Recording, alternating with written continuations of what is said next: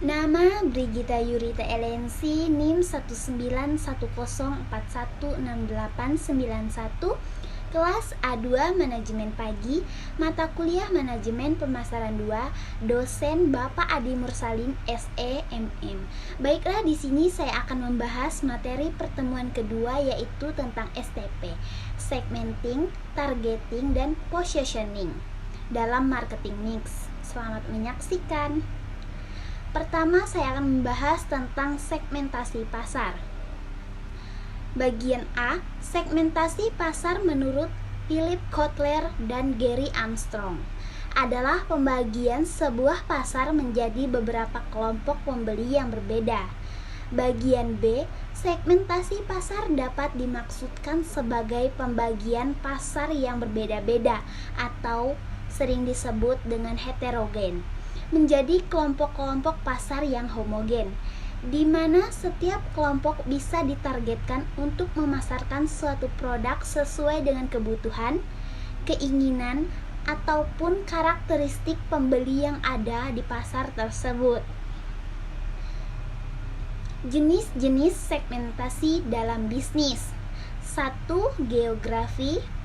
Pada segmentasi ini, pasar dibagi dalam beberapa bagian geografi seperti negara, wilayah, kota, dan desa. Daerah geografi yang dipandang potensial dan menguntungkan akan menjadi target operasi perusahaan. Karena memang kebutuhan setiap wilayah ada yang berbeda dan sama, seperti kota dan desa. Contohnya kita ambil seorang klien menjual coklat di Malang tidak laku, melainkan di Bandung laku dikarenakan coklatnya berbeda ukuran. Jadi nilai beli di Bandung lebih tinggi daripada di Malang. Maka akhirnya geografi jualannya seorang klien di Bandung. 2. Demografi.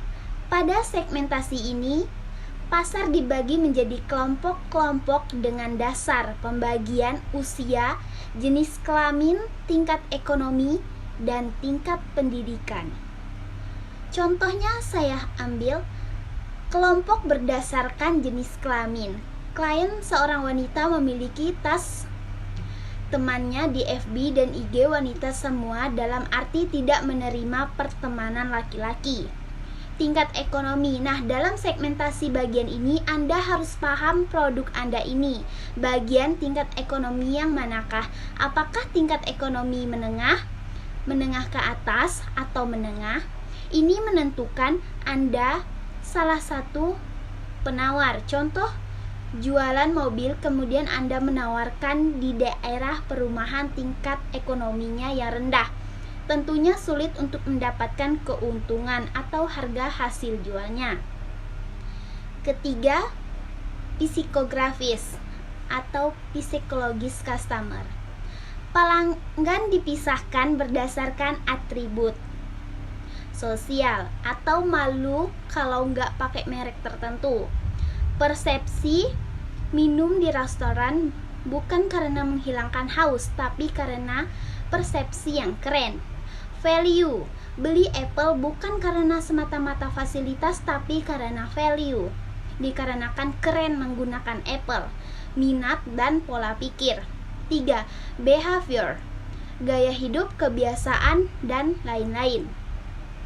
Contoh segmentasi dalam bisnis. Pizza Hut. Geografi, urban area. Demografinya usia 25-50 tahun. Kelas ekonomi A dan B. Psikografinya penyuka masakan Eropa. Behavior practice. Bicara targeting, yang pertama harus Anda ketahui atau dicek adalah how big is the market? Berapa besar target market yang Anda bidik? Untuk mengetahui besar kecilnya bisa menggunakan aktual data dan bisa ekstrapolasi. Setelah membahas targeting, berikutnya membahas mengenai atribut USP. USP Anda itu merupakan kelebihan yang dimiliki, kebutuhan konsumen, maka difokuskan untuk menargetkan ke daerah yang harus diperkuat dan USP kompetitor. Produk positioning. Positioning dianalisa menggunakan strategi SWOT atau SWOT untuk mengetahui kekuatan.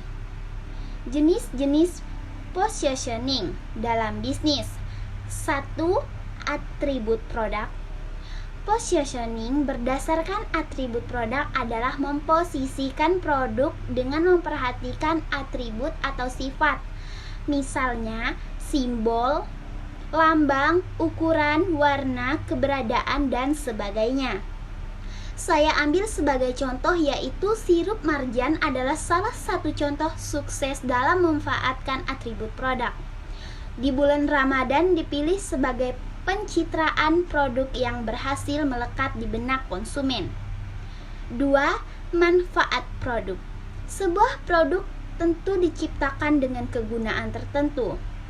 Beberapa produk sejenis biasanya memiliki fungsi yang sama. Misalnya, produk obat sakit kepala merek Jos mengklaim dapat menyembuhkan sakit kepala dengan lebih cepat dan aman, namun dengan menambahkan manfaat lainnya. Sedangkan merek Oye juga mengklaim hal yang sama. Secara sekilas, merek Oye akan dianggap memiliki manfaat lebih banyak daripada merek Jos, padahal keduanya memiliki kandungan yang serupa. 3. Harga dengan kualitas terbaik. Positioning, harga tidak selalu tentang siapa yang lebih murah, tapi juga harga yang reasonable sesuai dengan kualitas produk yang dihasilkan. Produk dengan harga yang lebih murah dan memiliki kualitas lebih baik daripada produk pesaing akan membuat produk tersebut lebih melekat di benak konsumen. 4. Berdasarkan pemakai. Strategi ini biasanya membutuhkan brand ambassador atau model untuk mewakili iklan perusahaan. Misalnya, produk minuman berenergi yang menggunakan para atlet di iklannya, produk kecantikan yang menggunakan para artis, dan sebagainya. 5. Berdasarkan pesaing. Strategi ini bisa membuat produk Anda memposisikan diri sebagai yang lebih baik daripada produk pesaing utama. Misalnya, bisa Anda lihat pada persaingan antara dua raksasa bisnis smartphone, yakni Apple dan Samsung. Samsung seringkali mengeluarkan iklan-iklan konvensional yang secara gamblang menyindir produk terbaru dari Apple. Begitu pula Apple yang pernah menyindir smartphone bersistem operasi Android. Hal-hal ini seperti ini dilakukan untuk menunjukkan bahwa produk pesaing tidak lebih baik dari buatannya sendiri. 6. Kategori produk. Strategi ini berusaha menempatkan suatu produk sebagai market leader dalam kategori produk tertentu. Biasanya model bisnis yang menggunakan strategi ini hanya fokus pada satu merek, walaupun sebenarnya memiliki beberapa merek lainnya. Misalnya kita ambil contoh Indofood yang lebih fokus mengembangkan merek Indomie. Kenyataannya Indofood juga memiliki beberapa merek mie lainnya seperti Supermie, Sarimi, Sakura, dan masih banyak lagi.